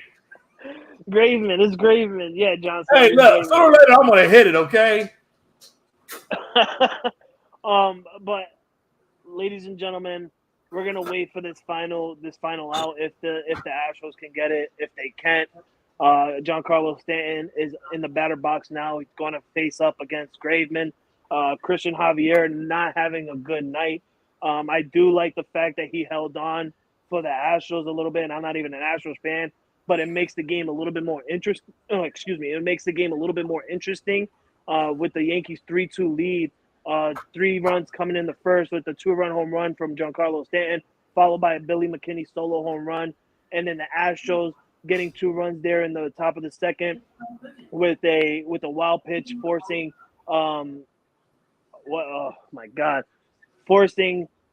Alvarez to third, and I think it was who the hell was it? McCormick. I think it was McCormick to second, and then Alvarez scores. Or Yordan Alvarez scores, yes, and then Billy McKinney scores after, leaving it to a 3-2 lead for the Yankees. But now we're going to the bullpen. We're going to the is that guacamole? Hell yeah, fresh made, baby. I'm gonna say this now. I hope you shit green tomorrow. But that's only because you're Puerto Rican. It's Puerto Rican. Puerto Ricans don't eat guacamole like that. They eat sliced avocados. They don't make avocado. Yeah. Justin looks like baby food. Hey, listen, Cazon. That's fresh made guacamole. Fresh made, baby. I don't know what you're missing. About to eat some fish tacos. Some fish tacos. I want to give a shout out to the Team USA FIFA Women's World Cup Series going into the round of 16. USA first game against Sweden this Sunday on Fox, 5 a.m. Eastern Time. I'm not staying up for that game. I'm not waking up for that game. So I'll look on ESPN if they won or not. I understand you're in Australia and shit, but I am not going to be up. Hey, we still over here in the good old US of A, man. You know what kind of time that looks like? He said USA is going to lose to Sweden 3-1. You need to get out of our country, sir. Yeah, Josh Bailey. What the hell? Oh, no, John Suggs. Not Jonathan. John Suggs. Come on, man. Dang. Give us some love. Germany just got kicked out of the World Cup. We like them apples. This is we're gonna wait here to see if the Yankees will score or at least get on base.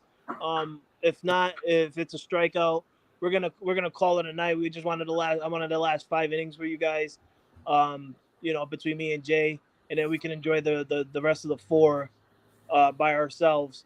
But right now it's bottom of the 5th with 2 outs. Giancarlo Stanton is on the mound, or actually on the batter box. I apologize. Graveman is on the mound with 3 pitches in.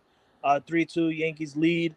Giancarlo Stanton strikes out just now. See, I hate Stanton. This is why I hate Stanton. This is exactly why I hate Stanton. He gets a home run, and then you follow up with 2 strikeouts. Bro, you can't hit the ball? Well, again, though, you said it earlier. He's not trying to hit for contact. He's trying to hit out the yard. And you know that chase rate trying to hit out the yard is ridiculous. It's ridiculous. It's mind-blowing.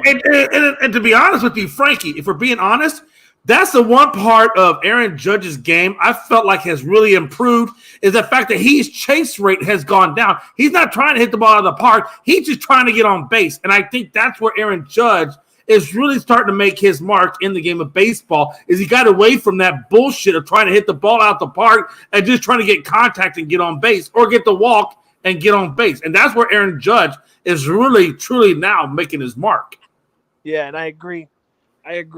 But ladies and gentlemen, I want to thank you guys for all the comments. John Suggs, Joshua Bailey, Linda, thank you guys all for commenting on the show tonight. Apologize for Unscripted being taken over here by Frankie the Yankee Show.